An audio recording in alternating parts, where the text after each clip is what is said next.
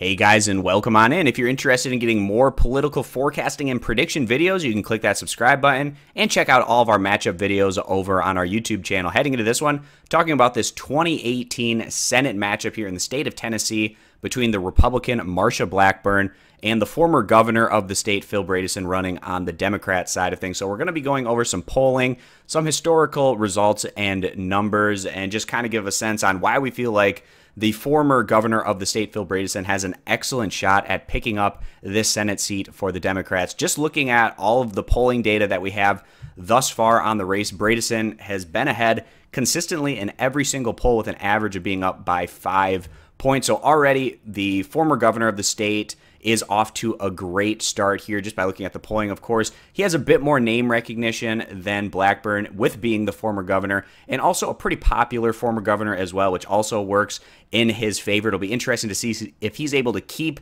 these leads throughout the course of this race as more people learn about Blackburn. But moving on here to the next piece of information, the most recent polling information that we've gotten out did a favorability part of their poll, and as you can see here, Bredesen, 43% recognize him as favorable, 18% only as unfavorable, so a positive 25-point spread there in comparison to Blackburn, who's 35% favorable compared to 26 points unfavorable, so a positive 9 spread there. Another great sign here from Bredesen is that he's completely crushing it in terms of the favorable, unfavorable numbers. Moving on to the next piece of information that I want to go over, and that's the 2006 Tennessee gubernatorial election, where Phil Bredesen absolutely dominated the Republican challenger. He went on to pick up 1.25 million votes, 68% of the votes, and winning all 95 counties across the state of Tennessee, which is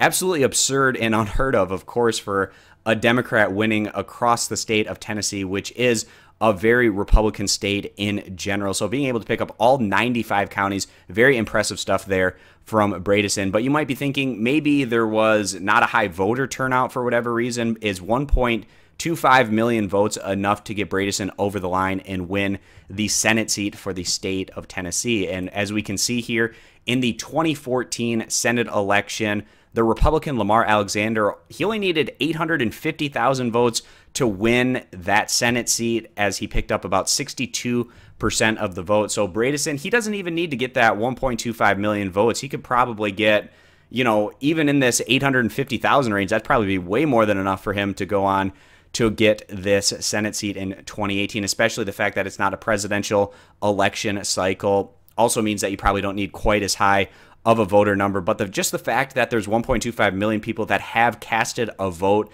for Bredesen in the past means that he's already got a huge base of voters that he can potentially grab for this Senate election, which is definitely looking pretty good for him, at least early on at this point in the process. And now moving on, one issue that I really think hurts Marsha Blackburn in this matchup is the fact that she opposes net neutrality in the United States, and this hurts her because not only is net neutrality overwhelmingly popular amongst Democrats and independents, but even a large majority of Republicans as well also support the free and open internet and the net neutrality rules in the United States. So I think that could also be a big negative against Blackburn in this matchup. So just going over recap here, looking at the polling results, all of them have had Phil Bredesen ahead right now, average of a 5-point lead over Blackburn.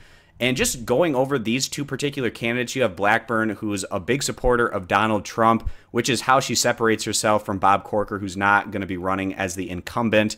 Corker, one of the Republicans in the Senate that has been outspoken against Donald Trump on a number of occasions. So that's a big separation between the incumbent, who's not going to be running here, and the person that's going to try to challenge and keep this seat as a Republican. And then on the Democrat side, a candidate that's definitely a moderate Democrat. He kind of models himself as maybe like a John McCain type. That's at least what he's said. Also, you know, he's not going to be a guy that's fighting for a bunch of progressive issues, but he's still much further to the left than somebody like a Marsha Blackburn, for instance, and even somebody like a Bob Corker. We also know that Phil Bredesen has been on record saying that he probably would have voted against the Trump tax bill because of how much it increases the debt, for instance. So that would have been a vote the Democrats could get, for instance, if he was in the Senate. But he's not going to be a consistent liberal vote, certainly on the Democrat side, but that also probably helps him to potentially win a Senate seat in a state like Tennessee, which usually, of course, goes for Republicans in these statewide elections. But that's pretty much going to wrap up this video, guys. Again, if you're interested in more of these political forecasting analysis and commentary videos, you can check them out on our channel. You can subscribe for more, and we hope to see you guys again. Bye.